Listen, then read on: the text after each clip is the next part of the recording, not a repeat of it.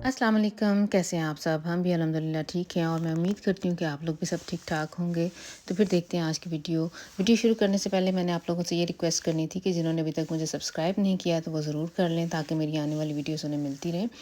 तो फिर देखते हैं ये वाली जो मैं अभी आज आप लोगों के साथ जो वीडियो शेयर करने जा रही हूँ ये मैंने रिकॉर्ड की हुई है जब छुट्टियां भी स्टार्ट हुई थी।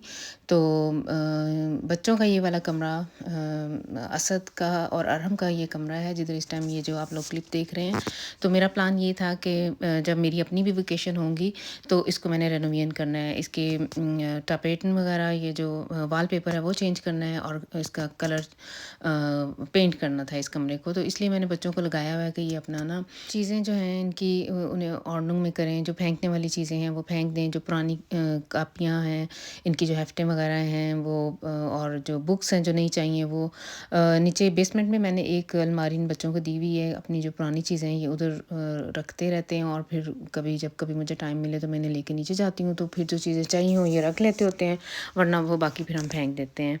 और ये बच्चे आज तक ऐसे वैसे इन्होंने नहीं किया। बहुत सारे लोग ऐसे करते हैं कि जो पुरानी बुक्स हैं वो ईबे पे आप बेच सकते हैं, यानी कम कीमत पे, हाफ प्राइस पे। तो मैंने वैसे आज तक ऐसे नहीं किया, कभी मौका ही नहीं, ज़रूरत ही नहीं महसूस हुई क्योंकि सैफ़ की बुक्स ये माशाल्लाह सारे एक ही स्कूल में थे असद के अलावा। तो सैफ़ की बुक्स किंज़ा यूज़ करती रही है, किंज़ा के बाद वो वाली किताबें सम्मी के पास आ गई हैं। सम्मी के बाद हमारा एक नेबर में बच्चा है, वो ले लेता है इनसे ये वो वाली, ज़्यादातर तो इंग्लिश की बुक ही होती है जो ये बच्चे एक दूसरे की यूज़ कर सकते हैं। बाकी किताबें तो स्कूल की तरफ से मिलती हैं और वो साल के एंड पे आप लोगों ने जब ये छुट्टियाँ शुरू होने वाली होती हैं उससे तो कुछ अर्सा पहले 2-4 दिन पहले, कुछ अर्सा तो नहीं, 2-4 दिन पहले स्कूल वाले वो वापस ले लेते हैं। तो अभी मैंने बच्चों को लगाया हुआ है कि अपने ये बैग्स वगैरह खाली करो क्योंकि ये बैग भी मैंने धोने होते हैं। इसी वीक मैंने एक जो वीडियो इससे पहले जो अपलोड कर दी है उसमें आप लोगों ने देखा होगा कि बैग मैंने धो लिए, मैं खुश्क कर लिए हुए हैं। लेकिन ये जो मैं अभी आज जो आप लोगों के साथ शेयर करूँगी वीडियो ये पुरानी है। ये जब छुट्टियाँ अभी स्टार्ट हुई थी तो तब की है। तो ये आराम से ये अपना बैग खाली कर रहा है और यकीन जाने कि बहुत सी ऐसी चीज़ें जो पूरा-पूरा साल बच्चे ढूँढते रहते हैं, जैसे गियोद्रायक है वो और हम कभी समी का माँगता है तो कभी असद का। मैंने एज़र्ट्स भी लेके रखे हुए होते हैं एक्स्ट्रा भी, लेकिन फिर भी वो पूरी नहीं पड़ती। कभी लिनियाल यानी जो फुट्टा होता है वो और ये जो ज्योमेट्री की चीज़ें होती हैं तो वो इन्हें कोने खुदरों से मिल रही हैं बैगों में से। और इसके अलावा जो साइकिल की चाबियाँ हैं, एज़र्ट्स जो मैंने बनवाई हुई हैं वो ये लोग गुम कर देते हैं। मैं हमेशा 1-2 एक्स्ट्रा बनवा के रखती हूँ, वो काफ़ी मिली हैं इन्हें। अरहम को भी अपनी पुरानी चाबियाँ मिल गई हैं, हालाँकि उनके ताले हमने वो साइकिल का तोड़ के तो नया ताला लगवा लिया हुआ है, लेकिन अब इन्हें चाबियाँ मिल रही हैं। तो आने वाले दिनों में आप लोग देखेंगे कि मैंने इस कमरे की भी रेनोवेट करनी है, कलर वगैरह करना है, वॉलपेपर चेंज करना है। छुट्टियों में मैंने नॉर्मल हम लोगों का ये प्लान था छुट्टियों में, जब मेरी जो वेकेशंस थी हम लोगों ने इटली जाना था। लेकिन ये जो हमारी फैमिली में वो एक मेरे देवर की डेथ हो गई है, उस वजह से फिर हम लोगों ने सारे ही प्रोग्राम कैंसिल कर दिए हुए हैं। मेरे हस्बैंड की इमोशनली ये इतने स्टेबल नहीं है। अभी भी अपने वो भाई को, छोटा भाई था इनका, अल्लाह ताला उनकी मग़फ़िरत फ़रमाए, ये अभी भी उन्हें उठते बैठते अभी तक हमें तकरीबन किसी को भी यकीन ही नहीं आ रहा कि वो अब इस दुनिया में नहीं रहे हैं। तो फिर जब दिल में ही खुशी नहीं है तो फिर क्या, ये तो इटली वगैरह का प्रोग्राम तो था कि हम लोगों ने बाय रोड जाना था और खुशी-खुशी जाना था। बड़े हमने तैयारियां करके रखी हुई थी, चीज़ें वगैरह बच्चों ने अपनी ले ली हुई थी, लेकिन अब हम लोग इन छुट्टियों में घर में ही हैं। और इस तरह का घर का माहौल हो तो कुछ ख़ास इधर-उधर जाने को दिल भी नहीं करता, तो मैंने फिर यही प्लान किया हुआ था। ख़ैर प्लान तो ये मेरा पहले से था कि बच्चों के इस कमरे में मैंने पेंट भी करना था और वॉलपेपर भी चेंज करना था क्योंकि जगह-जगह से वो उखड़ गया हुआ था। वैसे भी काफ़ी पुराना 2014 में मैंने ये कमरा रेनोवेशन किया था और उसके बाद से लेके अब तक नहीं। तो पेपर इसका चेंज होने वाला था। और वैसे भी एज़ ए वर्किंग वूमेन मैंने ऐसे ही होता है, जब मैं अपनी छुट्टियाँ लूँ काम से, जब मैं फ्री हूँ तो फिर मैंने घर की पूरी एक तरह से हर कोने खुदरे में जाना होता है, एक तरह से ऑर्डनिंग करनी होती है। आप जितनी मर्ज़ी डेली बेसिस पे सफाई कर लें, लेकिन फिर भी घरों के काम कुछ ऐसे होते हैं जो 6 माह साल में 1-2 दफ़ा ज़रूर करने पड़ते हैं। बहुत सारे कपड़े फेंकने वाले, शूज़ फेंकने वाले होते हैं, दराज़ों की सफाइयाँ, कमरों के बच्चों की जो अलमारियाँ हैं उसकी सफाई सफाई वगैरह। तो बस फिर यही इन छुट्टियों में मैंने यही करना है, हर रोज़ कुछ ना कुछ कोई एक कमरा ढूँढ के कोई एक कमरा मैंने और सुख़न करके तो फिर उसकी सफाई इस तरह से करनी है। तो ये देखें बच्चों की ये लीगो अ, बहुत इन्हें शौक था, आज से 4-5 साल पहले बहुत इन्होंने लीगो ख़रीदा है, लेकिन इन लोगों ने उसकी जो साथ मिलती है बुक्स वग़ैरह वो नहीं सँभाली हुई, और ये 2 डिब्बे हम लोगों ने पहले केलर में पहुँचाए हैं, जो पड़े हुए हैं अभी तक, और एक ये इनका ये रेडी हो गया है। लेकिन शायद इन लोगों ने वो उसकी जो मैप सा साथ मिलता है वो सँभाला नहीं हुआ, तो अब ये बेकार है इनके लिए।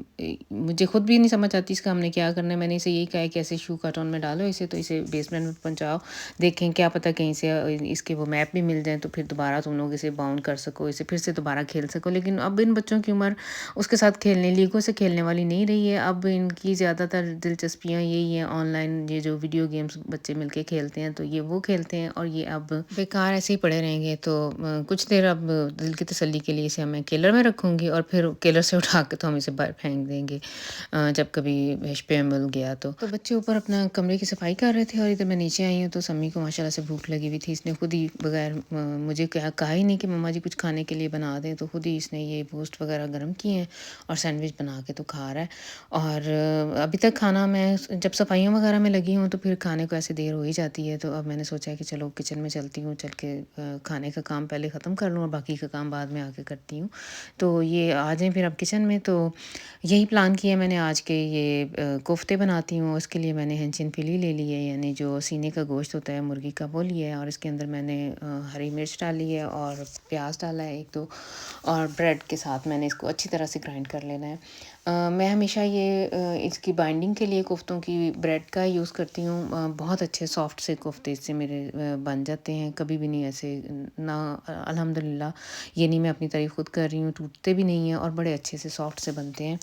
और आज तक ज़्यादातर मैं कीमे के जो बीफ के या मटन के ही बनाती रही हूँ कोफ्ते, लेकिन कह लें कि साल को हो गया मैंने ये चिकन के बनाने शुरू किए हैं। पहले हमारे घर में ज़्यादातर रेड मीट के ही बनते थे, लेकिन जब से इनको हार्ट अटैक हुआ मेरे हस्बैंड को, और वैसे भी रेड मीट इतना सेहतमंद भी नहीं है इनके लिए, ये शुगर के भी मरीज़ हैं, तो अब मैं चिकन के बनाती हूँ, तो चिकन के भी माशाल्लाह से बड़े अच्छे बन जाते हैं। मेरा दिमाग ज़ाती तौर पे यही कहता था नहीं, कोफ्ते जो है ना वो रेड मीट के ही अच्छे मज़े के होते हैं। ये चिकन का गोश्त का मुझे ऐसे लगता है, ये जो ख़ास तौर पे ये जो हेंचिन फिली होती है, इसका कोई टेस्ट नहीं होता गोश्त का, ऐसे ही फीका-फीका सा होता है।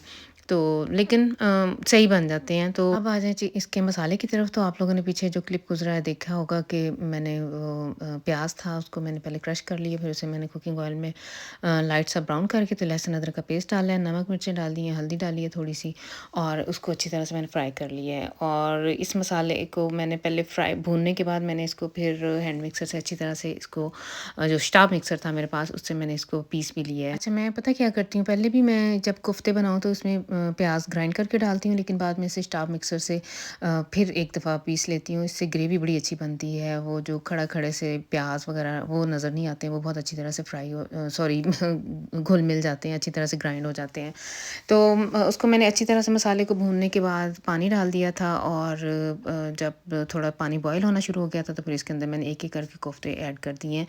तो हर बंदे का माशाल्लाह अपना ही तरीका होता है। मुझे ये पता है कि हमारे घर में इसको फ्राई करके भी कोफ्तों को, यानी अलग से सेपरेट फ्राई करके फिर भी इसके अंदर डाला जाता है। कुछ लोग कोफ्तों को बाकोफ़न के अंदर भी लाइट सा ब्राउन करके तो फिर इसे शोरबे में डाल देते हैं मसाले के अंदर। लेकिन मेरा तरीका ये है कि मैं इस तरह से डालती हूँ। मसाला भून लिया, पानी डाल दिया, और जब पानी बॉयल हो गया तो उसके अंदर कोफ्ते रख दिए और फिर उसे अच्छी तरह से हिला दिया।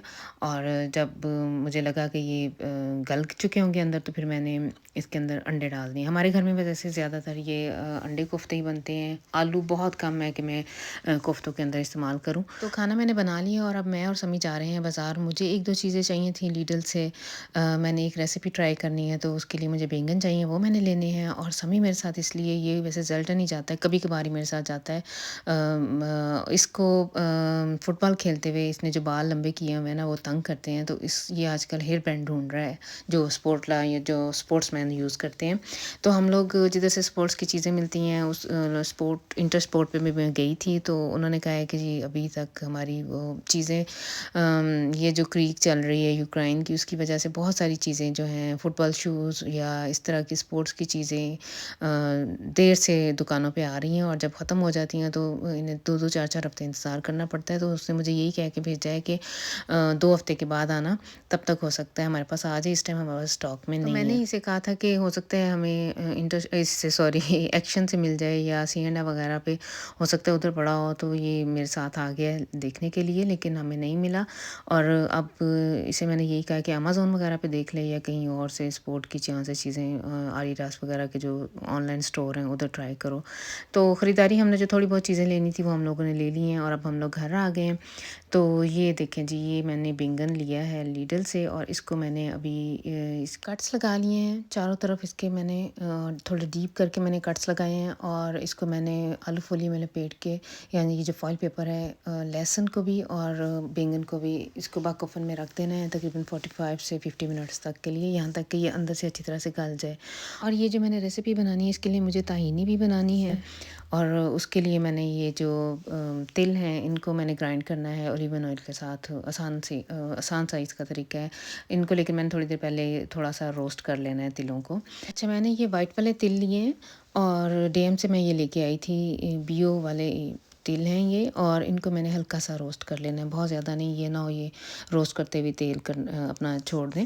और इसी दौरान बच्चों को लगी हुई थी भूख, तो मैंने पहले सोचा है कि इनको पहले मैं रोटियां बना लूँ और खाना वगैरह दे दूँ और उसके बाद ये जो बाकी का काम है मेरा उसको फिर मैं बाद में करती हूँ। तो ये देखें जी, मैंने 2-4 रोटियां उतार ली थी और बच्चों को खाना खिला के, तो ये जब माशाल्लाह से ये खा के चले गए हैं, किचन वगैरह असद ने समेट दिया था और अब मैंने अपनी जो रेसिपी जहाँ छोड़ी थी उधर से दोबारा शुरू कर ली है।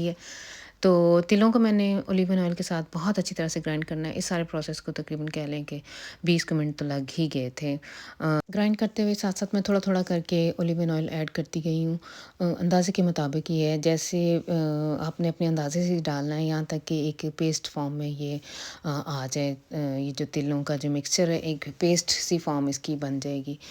तो तब तक आपने ओलिवन ऑयल इसके अंदर डाल के तो इसको ग्राइंड करते जाना है। तो ये देखें जी, ये है वो बैंगन जो मैंने अभी थोड़ी देर पहले, थोड़ी देर तो नहीं, 1 घंटा पहले बकौफन में रखा था, तकरीबन इसे 1 घंटा लग ही गया था।